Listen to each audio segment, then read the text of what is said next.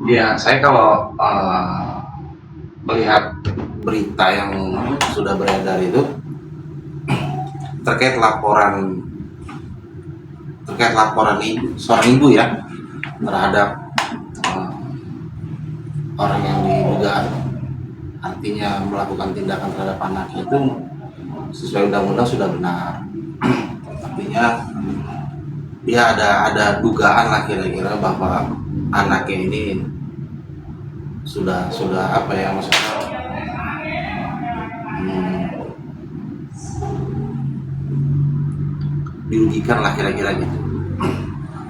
Nah, mengenai laporan polisi yang berjalan itu kita nggak bisa komentari. Cuma memang langkah hukum yang diambil oleh seorang ibu itu untuk melindungi anaknya itu sudah sesuai undang-undang dan itu sudah menjadi amanatnya. Nah, mengenai undang-undang kesehatannya kita saat ini belum bisa terlalu jauh sih untuk melihat hal tersebut kan itu karena memang hasil visumnya juga kita belum lihat kan atau belum rilis kira-kira gitu sih terkait.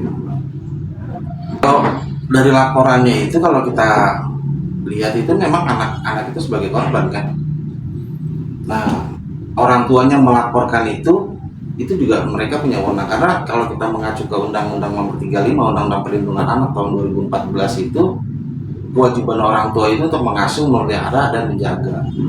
Jadi dia punya legal standing untuk melaporkan uh, siapa saja yang berbuat lah kira-kira yang diduga berbuat melukai dan yang lain-lain kepada anaknya. Jadi sudah oke lah kalau dia bukan laporan, tinggal kita lihat proses penyelidikannya. Apakah laporan itu terbukti atau tidak kan kita lihat bareng. Nah, mengenai Undang-Undang Nomor 35-nya itu dia bikin laporan apakah anak itu benar-benar sudah diduga ya sudah dilecehkan atau tidak kan proses yang menjawab kan proses hukum gitu sih. Nah, memang sebenarnya kalau kita lihat itu sesuai ini ya, kalau kita bicara undang-undang konstitusi kita itu hak asasi manusia itu memang bukan selain orang tua ya, selain orang tua negara dalam hal ini pemerintah juga berkewajiban melindungi khususnya anak-anak ya gitu, khususnya anak-anak. Jadi memang edukasinya itu ya kita sebagai orang tua itu lebih lebih lebih akrab lah, lebih menjaga terhadap anak kita. Begitupun sebaliknya. Nah, pesan moral yang kita petik dari kejadian ini itu bahwa orang tua itu berwenang, punya wewenang selagi anak itu masih di bawah umur. Itu amanat Undang-Undang Perlindungan Anak Nomor 35 tahun 2014. Dia berkewajiban memelihara, mengasuh, menjaga, dan begitu pun sebaliknya anak-anak juga mempunyai hak untuk diberi nafkah, diberi pendidikan dan selayaknya. Artinya antara kedua orang tua itu ada hak dan kewajiban. Nah, untuk masyarakat yang melihat berita yang sudah beredar ini bisa ambil pelajaran dari hal tersebut gitu. Artinya tidak menyudutkan seseorang karena ini bahkan si terlapor juga kan belum diperiksa, ini masih tingkat penyelidikan. Jadi biar bisa dipetik hikmahnya, dipetik pelajarannya kan gitu. Nah, ya intinya bisa menjaga hubungan baik lah antara ibu dan anak, kira-kira gitu sih. Atas dasar suka sama suka itu ntar masuknya di pembuktian ya kawan-kawan ya, ini masuknya dalam pembuktian karena bunyi pasalnya itu si korban ini yang pertama ya diiming-imingi, dirayu dalam keadaan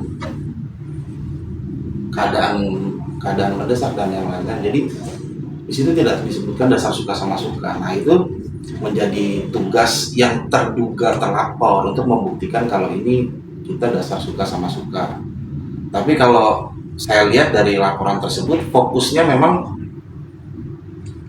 korban sih, si anak itu menjadi korban itu sih. Itu saya lihat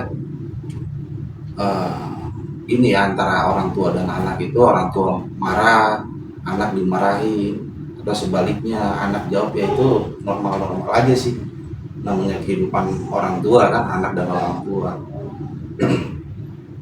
Mengenai dia mau dikeluarkan dari kakak dan yang lain-lain, faktanya kan tidak terjadi kan gitu. Kedua, yang sama-sama kita tahu dan kita lihat barang-barang ini, dia laporkan, dia jemput anaknya dan di visum dan lain, itu kan bukti dia sayang sama anak. Intinya dia sebagai seorang ibu tetap bertanggung jawab sama anak itu bukti sayang dia lah, kira-kira gitu.